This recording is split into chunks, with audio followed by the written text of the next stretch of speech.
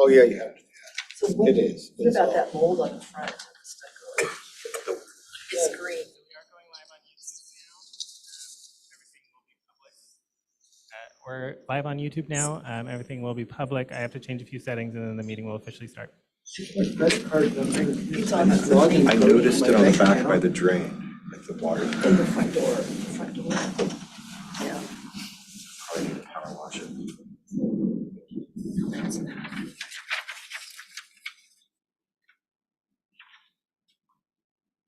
Just need people to stream in questions from remote. Oh, I've got a, have you found another handyman or anybody? Good evening, everyone. It is now 5:35. We're going to start the proceedings for case CU 23-07, conditional use application. My name is David Coulombe. I'm an attorney and the hearings officer for this proceeding tonight. Give you a little outline of how we're going to process and work through the procedures. So we'll have a staff report presented by Jacob Brown, planner for the city, the applicant's presentation, keep it to 15 minutes or so, a neighborhood report, if any, to 10 minutes or so, and then testimony for those that have signed in and anyone else who hasn't signed in but wants to speak tonight. So we'll start with testimony in favor of the application, testimony in opposition, and then any neutral testimony, followed by rebuttal by the applicant, limited in scope to the issues that are raised in opposition. We'll try to keep that to 5 minutes, and then there'll be a close of the public hearing. So for those testifying, I want to direct your attention to the criteria staff identified in the staff report. It's also set out in the notice. Your testimony and evidence should be directed to the criteria that you believe is applicable to this decision. I'm going to set out some of the conditional use criteria. They're pretty short. And so I'm just going to read those for you. And then, so you should, at a minimum, direct your testimony towards that criterions set out in Salem Revised Code Chapter 240.005, subsection D. And it provides that a conditional use application shall be granted if all of the following criteria are met. Number one, the proposed use is allowed as a conditional use in the zone. Number two, it's reasonably likely that adverse impacts of the use on the immediate neighborhood can be minimized through the imposition of conditions. And then the third criterion, the proposed use will be reasonably compatible with and have minimal impact on the livability or appropriate development of surrounding property. Failure to raise an issue accompanied by statements or evidence sufficient to allow the parties to respond to that issue precludes an appeal to the State Land Use Board of Appeals based on that issue. Are there any objections on jurisdictional grounds, meaning this is not the appropriate place for this hearing, or the appropriate body, the hearings officer? Just for the record, I have no conflict of interest. I don't know the applicant. I have no pecuniary interest either way. Does anyone want to make any comments or object to my disclosure of no conflicts of interest? Okay. So the title of the case is, as I mentioned, CU 23-07. It's at 310 23rd Street Southeast, Salem, Oregon 97301. At this time, I'll turn it over to Mr. Brown for the city's staff report.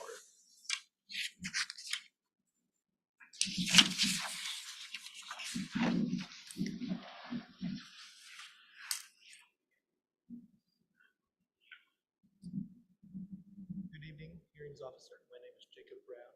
I'm a planner and case manager associated with conditional use permit CU 23-07, located at 310 23rd Street Southeast. At this time, I would like to enter the staff report alongside with its attachments. This presentation and the public comment was received yesterday. Without any objection, the staff report, addendum, and the testimony received today will be admitted. The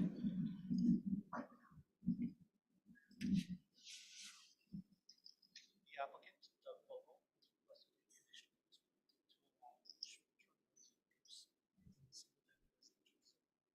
The conditional use permit is required due to short-term rental, due to the applicant and operator not living within the residence while the short-term rental is being operated.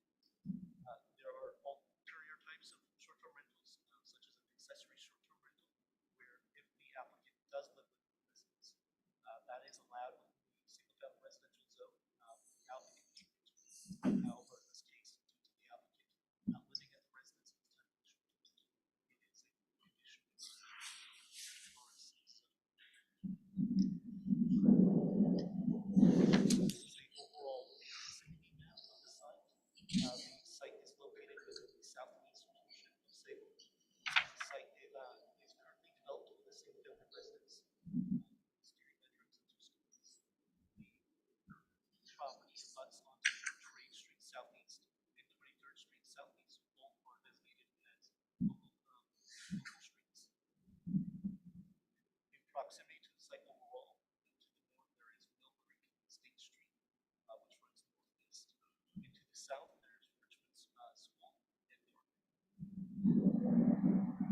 This is a closer image of the site, as visible here. The site butts to Trade Street to the north, 23rd Street to the east. Regarding the zoning of the property, as discussed, the site is zoned single-family residential. Salem Area Comprehensive Plan also designated the site as single-family residential. The adjoining properties are also zoned as single-family residential. In terms of the site's context, the site area is approximately 6,998 square feet. It is a corner lot. The residence itself has 3 bedrooms and 2 stories, with a total floor area of approximately 2,594 square feet. The driveway that connects the site to the street connects to a single-car garage that's located in the southeast corner. The applicant does propose to have the short-term rental contained within the entirety of the residence, all 3 bedrooms and 2.5 baths. The applicant at this time has not proposed any exterior alterations to the site besides the minimum required bicycle racks that are required to be installed. The minimum required for a short-term rental use is a minimum of 4, and the applicant is proposing 1 short-term rental bicycle space located in the southwest portion of the site and 3 long-term bicycle spaces located within the detached garage. As discussed within the staff report, the conditional use permit is meeting the criteria outlined by the hearings officer, such as the use is allowed as a conditional use in the zone. The use is reasonably likely, the reasonable likely adverse impacts can be minimized through conditions, and the use will be reasonably compatible with minimal impacts on the livability and appropriate development of the surrounding property. The staff report has identified consistency with those standards, specifically on pages 6 through 8.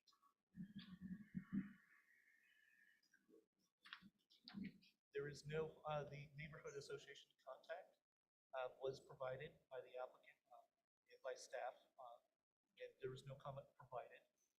There is no homeowners association, so that's not applicable.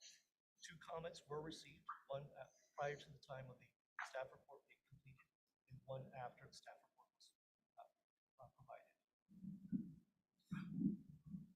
The concerns that were identified within the 2 comments are summarized here. The use represents commercialization of a single-family residence, impacts on housing supply, use will impact livability of surrounding property, impacts of parking and congestion in the surrounding area, and lastly, identified within the comment that was received yesterday, the applicant was operating the short-term rental prior to receiving approval and license, and in consistency with the rental listing information and submitted application The first four concerns identified were addressed in the staff report. And those are found on pages 3. And regarding the last comment about the applicant operating the short-term rental prior to receiving work permit, I believe the applicant will be addressing the comment to provide context to the situation.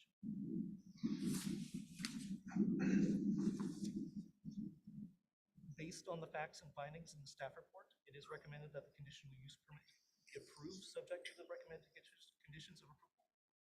As shown here, these are the summarized conditions provided. The conditions are also listed on the last page of the staff report.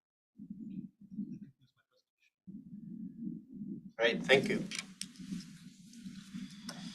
Now we'll hear from the applicant.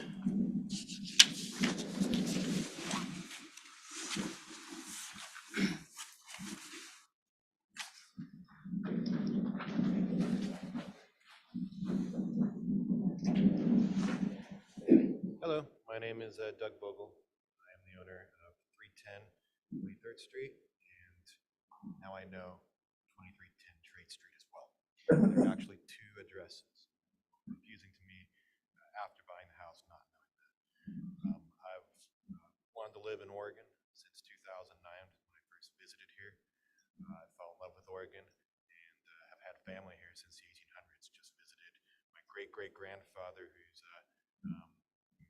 buried in Medford, who was in the Civil War. He actually was part of the 3rd Infantry Cavalry and fought for the North, even though he lived in Arkansas, so he must have been unpopular. He came to visit his son and daughter here in 1920 and died, and so he was buried here. So it was cool to see that grave and know that I had family here before I was ever interested. A couple years ago, I came up, I have a wine business in California called Winecraft, and I was up here looking around and trying some wineries, and came to Salem and really loved the city, loved the community, started looking for houses, and in fact, just fell in love with this house. It looks like a house that my family had in LA, covered by the Miracle Mile, and I love the fact that it's covered with trees. That my wife and I like to live. It is our plan to hopefully live here, maybe not permanently, at least part-time. But we have some things to do before that happens, as far as moving in time. We also would like the flexibility of being able to live in 2 places. During COVID, I bought my first house in the city of Orange by Chapman University. During COVID, the job was furloughed. I worked for a theater, and all theaters were shut. So I moved in with my wife, couldn't make the mortgage payments, and through short-term rental Airbnb, I complied with the city, started a short-term rental association where we basically self-governed ourselves. Actually pushed the city to start regulation and make short-term rentals be licensed, permitted under compliance. We've done a really good job. Got rid of any of the bad actors that, there's usually very few of them. And it's been very successful as far as being able to continue to pay my mortgage. I'm a super host. I've been renting it out now for a couple of years. I've had no problems. Call the city of Orange and check. I have almost 5-star reviews, the best reviews you can have as a host.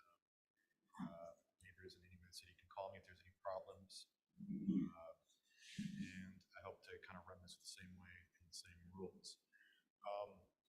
We are not exactly sure which platform we ultimately host this on, but it's currently listed on Airbnb. We did that also for the transparency of this, so that way people could see the house and could see the rules. And although there's a comment saying that there's no rules posted, that's not true. The rules are posted; they have been posted. And our rules are actually probably a little more strict than what the city's proposing. You cannot park on the street whatsoever. There's probably park 2 in the driveway, and at least at least one in the garage, and everybody has to do that. Quiet time for us is going to be 10 p.m. to 9 a.m. We also have a decibel reader type situation. It actually can tell can read how many cell phones are on. We will not have any parties, and if something like that were to happen, which is not going to, Airbnb, I have a property manager local. Airbnb comes right away, and they have to leave. Property manager will work with anybody they have to, including law enforcement, but it won't be a problem. I didn't put hundreds of thousands of dollars into buying a house so somebody could trash it or harm the neighborhood. The owner before this put a lot of time into it, and I respect the work they did. And my wife and I have put a lot of blood, sweat, and tears trying to finish their vision and make it a place that we want to live in and that people want to stay. We really want to cater to people that are traveling, that have pets. That gives an option to people with pets. We want to provide an option for people that are staying or visiting family. They need bigger space, and it gives them an option to hang out with family and prepare dinners and celebrate like our one guest did during the holiday. That inadvertently happened. I didn't know when I listed that it automatically allows people to book, and because I'm a superhost, if I cancel it, I lose my superhost after 2 cancellations. I talked to the guest, seemed like great people. They live in Vancouver. We're visiting their parents. They had Christmas. Actually, it was inconvenience for me because I expected to be there at that time, celebrate, my wife and our dog's Christmas. So we want to cater to families visiting families, also families visiting students, students staying at different universities, not just Willamette. It could be, any of the surrounding universities, Corvallis, all over, and it just gives an option for people to hang out with their kids comfortably, and the kids can stay with them and any of the siblings. It's great for working professionals as well, especially people that depend on their pets. There's actually a place in the house. I created a pen for pets on the stairs. It's very comfortable. The one rule still remains that people cannot leave the dogs unattended. Shouldn't be any other complaints about noise. Trying to think what I haven't covered here. We really want to be part of the community. I hope to be, again, up here and be involved, probably part of the neighborhood association, and I'm very political. I was a fundraiser by trade, so I hope to help out in any local charity things, and I'm a grant writer. Again, I want to be part of the community. I'm aware of some of the concerns, like being close to a school. I don't see that being a concern. We're not renting to child molesters, criminals. There's another comment about why should we do this when there's housing shortages. That's a bigger issue. That's a macro issue that state and city and federal works to meet. That's not my job as a homeowner to try to provide affordable housing. At one time, this house was a duplex, but I think that you're actually going to get more respectful people in this situation than potentially be renting to long-term people where I can't actually enforce them if they're living there a long time. They have rights, and I have less ability to enforce them than being short-term. When you rent on something like Airbnb or Casa or VRBO, you have ratings. You want to keep those ratings. So anybody that's a bad actor, rents or hurts a house or has a party, they're going to get a bad review. They're never going to be overrented to anybody again. That's how we self-regulate. We did provide the picture so you can see, you can go on Airbnb and see. It is very nice. We hope that people with families will live nearby and will consider using us. We're very affordable, probably cheaper than hotels, and provide a very nice upscale setting accommodation.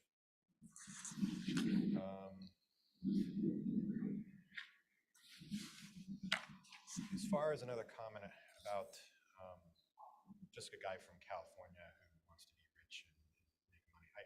We're not an investment company. It's just my wife and I. It's part of our just dream to have this house and potentially live here. I don't see how we're going to get rich off this. We've already put a couple $100,000, and if you look around, there's hundreds of Airbnbs actually in the city currently that are not doing it the right way. There's only 7 that are actually licensed. So we're looking to be number 8 and do it the right way. And I don't know if anybody's making a lot of money off this, but it's going to take a while for us to recover back a couple $100,000. I think that this helps us in the setting. Again, we are not owner occupied, so this is the route that we have to go. I don't want to do a long-term rental type situation. We want to be able to come stay here and then eventually live here at least full-time or part-time. So this is the scenario that we think works best for us and also provides something useful to people visiting safe. Lastly, Airbnbs actually provide a lot of revenue to the city. The city needs revenue. CUP itself is very expensive.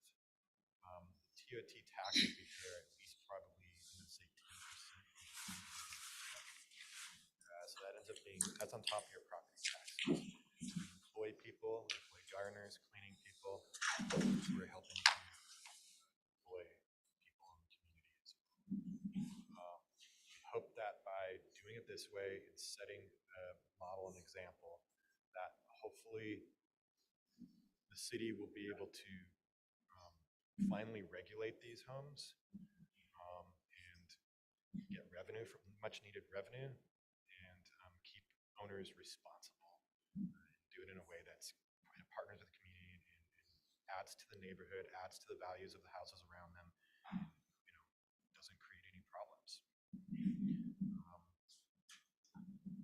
So I think that's what I have to say for my presentation. So I have a question for you. What, do you have a position on the staff's proposed conditions of approval? I agree with all of them. We've probably already met them. Bike ride is already there. We agree with everything. In fact, our restrictions are probably strict staff's conditions. So I'm in full agreement with the staff's conditions. Thank you.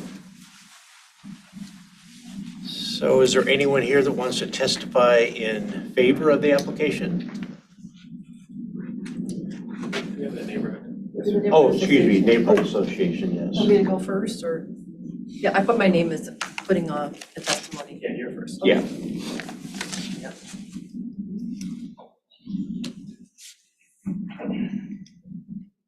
Thank you. My name is Shannon Preem. I live at 20 23rd Street, which is right next door to this house, and I am also chair of the Southeast Salem Neighborhood Association. While the Neighborhood Association Board hasn't taken officially a position, we had a good discussion about this at our retreat, and I can say very generally there is a strong consensus that we support this particular application. We are concerned about the rise of unpermitted short-term rentals that we have been seeing in our neighborhood, but that's a whole different topic that we'd like to explore with the city. So here are the points that I would like to make as a personal endorsement. I live next to the house. I've been in contact with Doug and his wife for several weeks, and I know that, and they have also attended a neighborhood association meeting when they were here, and were very had a lot of contributions to some of the ideas that we are all exploring as a board. I know that they would like to live here. I don't know when, but that was a real strong indication to me that they are committed to the neighborhood. And I've seen several owners of this house in the past, over the past 25 years, and I've seen Doug and his wife do more improvements and fix things than the prior owners have. So I have faith that they will restore this historic house to its original beauty. I hear it banging all the time next door, but those are good things. They're also animal lovers, and our neighborhood is a bunch of animal and dog lovers. So Other reasons, they're interested in participating in Cessna. They are very sensitive to preventing issues with guests. We've had lots of discussions over what he plans to do. And I live next door, so I haven't heard anything, even from him and his wife when they've been there. They spent several $100,000, he said $200,000 to fix up the place. And they will continue improving the home, he has said, and I trust that. While it's yet to be seen, I trust his choice of guests, which could include, as he was stating, parents of university, other schools, students there, traveling nurses and doctors, which I work at the hospital and there's a desperate need for quality housing for those people. So I can give him boarders if he needs them from my hospital, especially the doctors and the locum nurses that come to do the overflow of the hospital needs.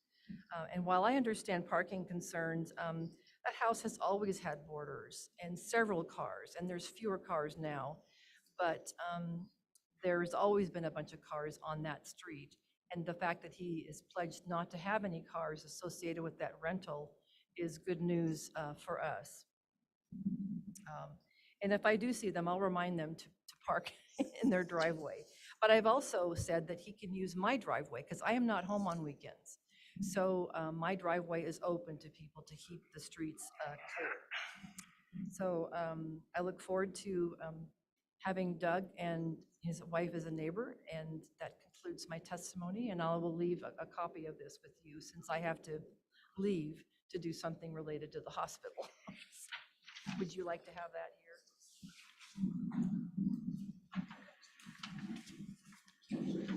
Thank you for your testimony. Sound like we hit both categories, both the neighborhood association and personal in favor of the application. So anyone else wish to speak in favor of the application? Come on up, sir. Ever so briefly, thank you. Just state your name and record, or name and address for the record. Okay. Name is Robert Miles, and the address is 365 Richmond Avenue, Southeast. And I just have a brief bit of testimony to provide in favor with caveat. In favor with caveat. And it's really pertaining around a section of the SRC 240.005D, subsection 2, and it's about the providing conditions, imposition of conditions. And I see and I appreciate the committee's work up to this point, having provided these conditions and detailing a very nice report that I've read over several times, the 5 conditions that are on the property. And my point is, and I think everyone is in agreement, and at least a lot of us are in agreement about, we want to have the neighborhood be good for everyone, have it be vibrant, everyone have a nice maintained home. We don't want bad elements coming into the neighborhood. We want to have a nice place to call home with our pets and our family members. And with that in mind, I would like to make a proposal. My caveat, you've got the 5 conditions. I would like to recommend a condition number 6. And condition 6 would be to the building shall be maintained in accordance with Chapter 59 of the Salem City Housing Code. And that would include, but not be limited to, the building envelope and other elements of the building's structural integrity. And that not only, and I know that they're working hard on fixing that home up, and I've seen it go from a terrible state of disrepair. It's getting better. But I think it would behoove all of us in the neighborhood, everyone in the city of Salem, to put that caveat, that condition should be something that would be pro forma every time these come up, because that ensures that the city is looking out for other neighborhoods as well, that these conditional licenses that are granted will include that section of the city housing code to maintain the building in proper state of repair. So that would be my testimony to add to this evening's meeting. That's all there is, and I'm done. Thank you. Okay. Anyone else wish to testify in favor? All right, seeing none. Anyone wish to testify in opposition? I think I will. Okay.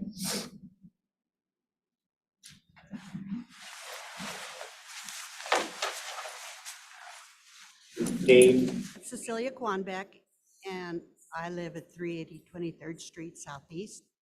And while I understand, I don't want to get in anybody's way, but you're already using this as a short-term rental, is that correct? Inadvertently. this is time for you to testify, to give information, not cross-examine Well, them. I am concerned with the parking issue. Okay.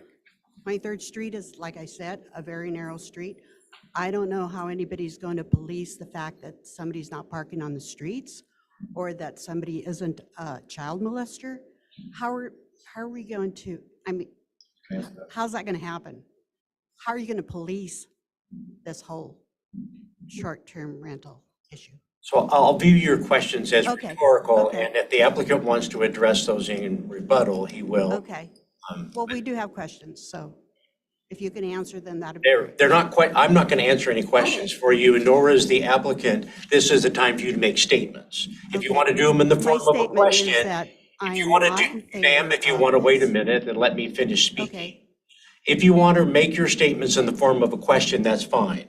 But you're not going to question anyone, and no one here is going to answer your That's fine. questions required to. This is the So, time for you to to provide a say I am statement. not in favor of this. Okay. Thank you. Anyone else wish to speak in opposition? I'll speak in opposition.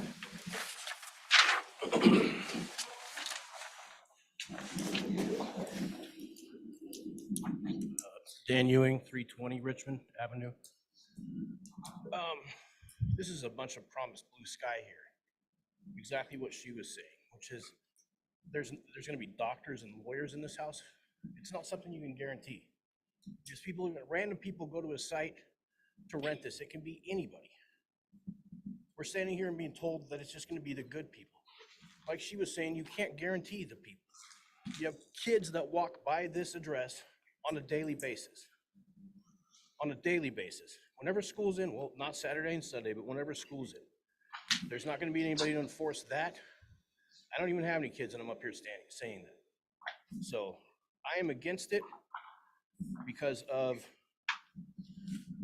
somebody has to look out for the kids, because you're promising blue sky and you can't promise blue sky. I'm sorry. And there's already parking problems all over.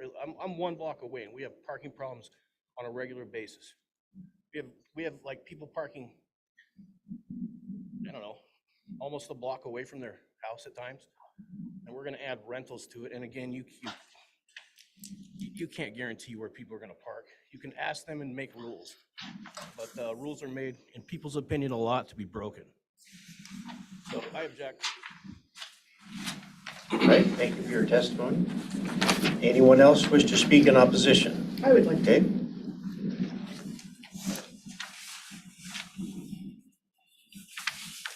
I'm Irene Hanley. I live at 375 23rd Street, Southeast.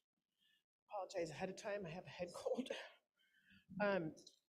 So I think that statement I would like to make is, having come from multiple areas with Airbnbs, there's this premise of people are checked out and they're superhost and they're reviewed and they're starred in this. But we all know what Airbnb, VRBO, all those, you can't tell if there's 8 people.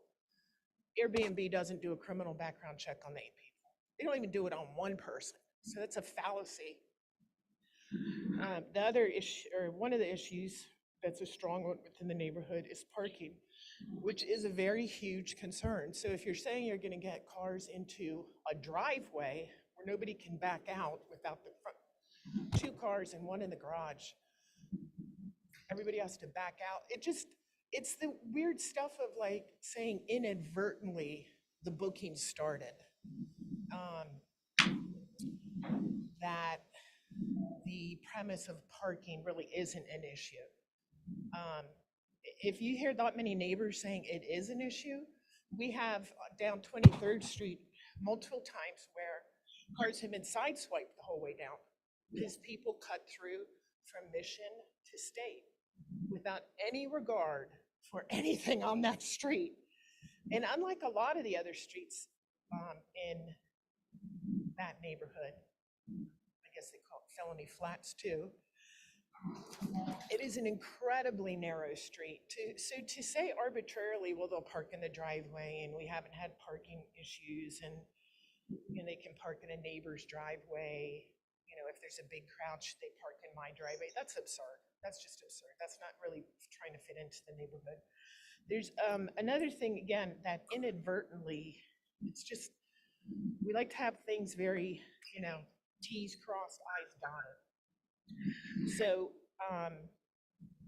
when I read this, and I did not get this in the mail, I don't know if anybody else did, I just got the one-page letter, but it says it was based on the facts, blah, blah, blah, approved in big, huge letters. Why did I come out here on Wednesday night if this is all for naught? I mean, it's really, again, I go back to the semantics and the nuances of the word inadvertently.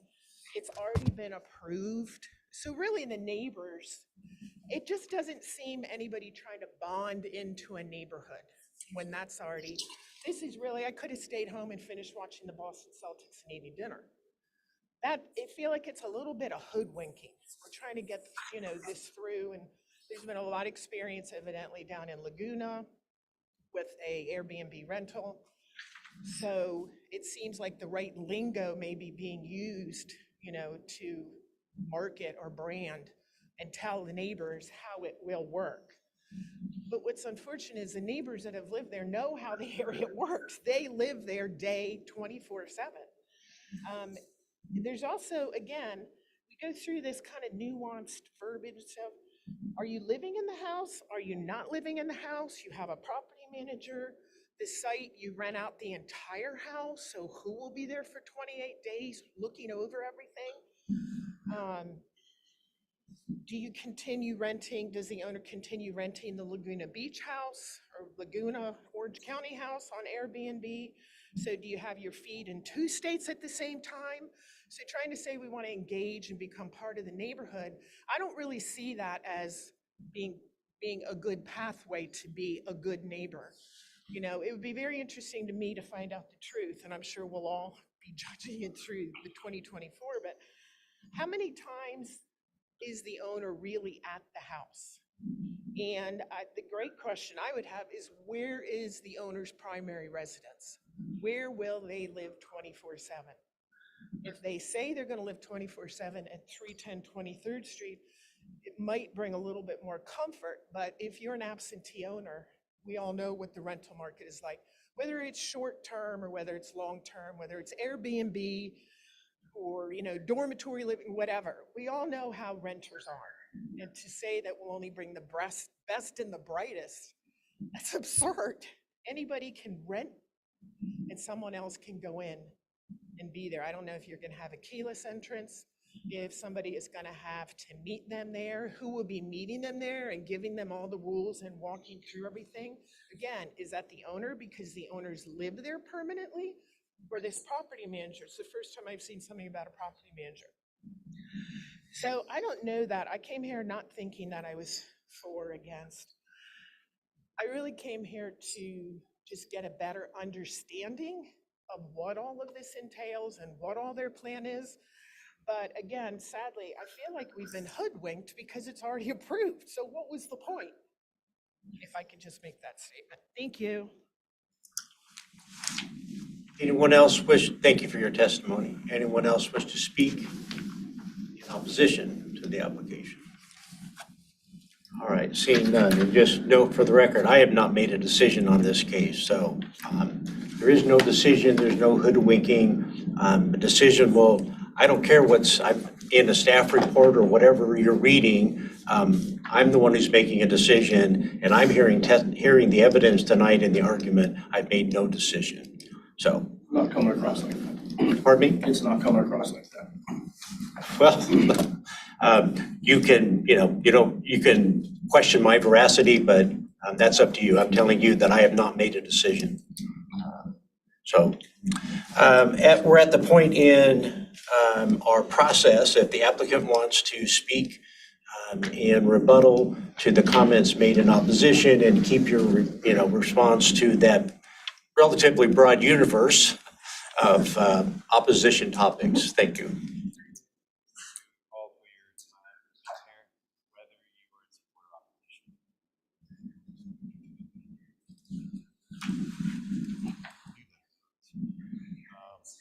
We can't hear you. Sorry. It's hard to remember all the questions you guys asked. I didn't have a pen. But kind of one first thing I'll address is, who are these people? Is there a background check? Are there child molesters? You said there's no way to verify. That's not true. The Airbnb, at least that one, and I haven't used VRBO yet, but there is a background check. There is a 3-part verification. They do a background check. Now, there's other people they're guests that stay in the house. Those people have to log in. They have to state who they're bringing, and we keep that in a book. As far as so it's probably more of a background check than you know of your neighbors or some other renters around you. Okay. The parking. How do I enforce the parking? I have cameras on all the exits. I can see what's going on. I have no cameras inside the house. I'm not allowed to do that. If neighbors, like Shannon, and will be vocal, if any neighbors are seeing people park on the streets, my number will be made available. It's already been made available. I don't remember if it's in the staff report, but people can always contact me and let me know of any concerns with anyone.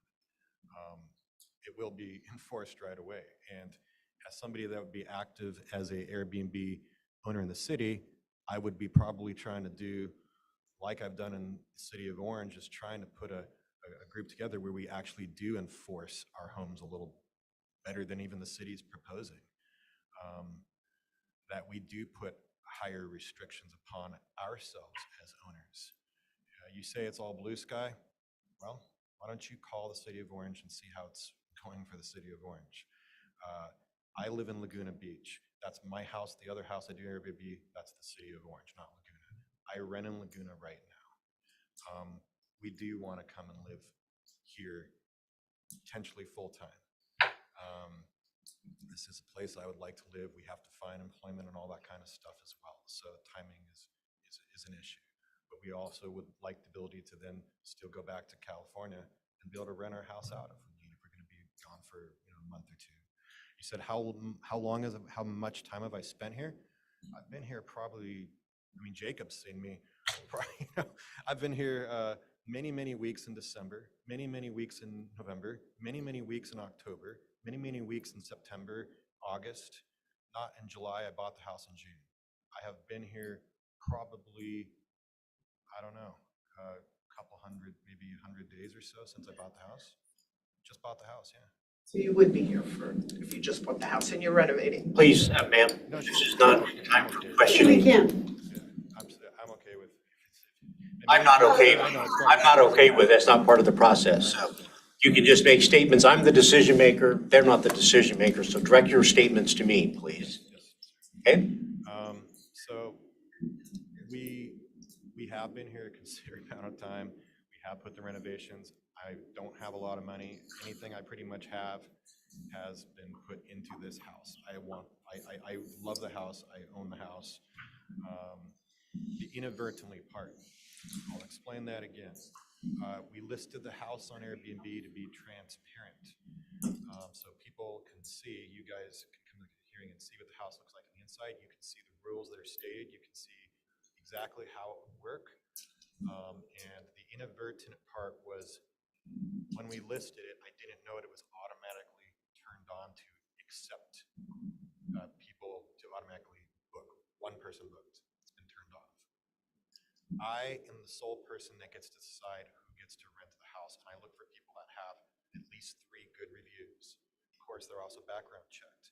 So, and I'm looking, and you're saying you can't find out whether somebody's a doctor or a lawyer. I ask people questions. I say, what's your nature of visit? What is it you want to do here? I ask them a lot of questions, and I look at the reviews and I look at where they visited. You can tell things pretty quickly. I've got some requests from somebody in China, and they want to book for the whole month, and then they want me to talk to them off WhatsApp. I know right away it's a scam. So I do know how to vet people. I've been successful. I've never had any problems. the property I have in Orange. I don't want to have problems. It costs a lot of money. Nobody wants their house trashed. I'd be very sad if something happened, if somebody trashed the house. The parking, yeah, there's going to be people stacked up in driveways. Usually when people come and visit, it's usually 1 or 2 cars, and then they usually meet together to do something. If they need to take 2 cars, then they're probably both going to be meeting together to do something, or maybe 1 or 2 people will be leaving. So I don't see a problem with the need for people to park on the street, and they're not going to be allowed to. If I see them parking on the street, I'm remind them right away. If they continue to break the rules, they immediately have to vacate the house. I'm always reachable. I do have a property manager. She probably won't have to do much either. How people know how to, there are instructions. As soon as you book, it tells you some things. There's a manual a couple days before we send them some extra rules, and when they check out, there's another rules. There is a keyless entry that we provide them, and in a situation where for some reason that doesn't work, there's going to be another key that they can access as well. Any questions they have, they text me through the app or they call me. The one guest that actually inadvertently rented there, they came in and the electricity, half the electricity on the house was out. And that's when I learned again that there's 2 addresses. I thought the electricity was under one bill. So I had to call the electricity PG&E to turn on the electricity for them. And in 45 minutes, that was resolved. No problem. They're great guests. They enjoy their Christmas. They're gone. And that was it. We do hope to be good neighbors. We hope to add to the community again. Help out if possible. Keep this area safe and desirable.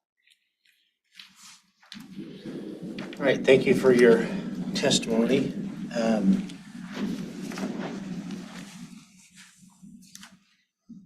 No one's asked for the record to be held open, but because there's some, in the event that there's folks who want to respond in writing, going to keep the record open for a week till January 17th, 5 p.m. You can get your written comments in to the city, care of Mr. Brown.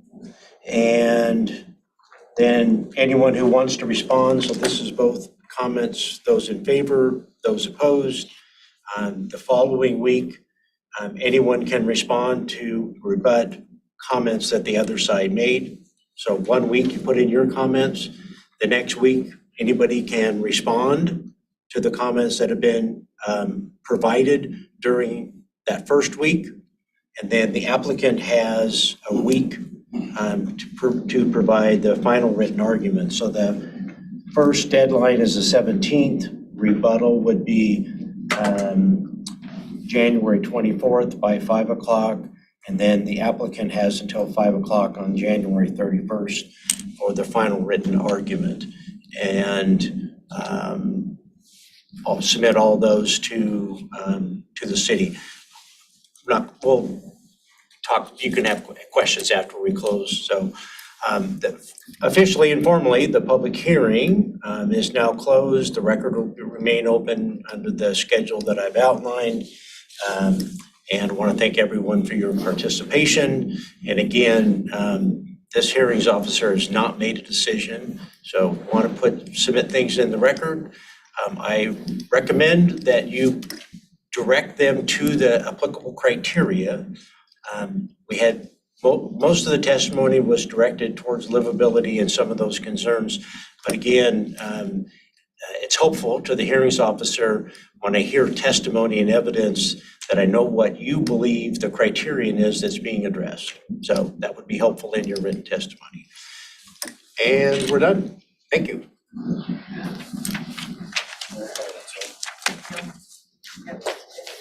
You had a question?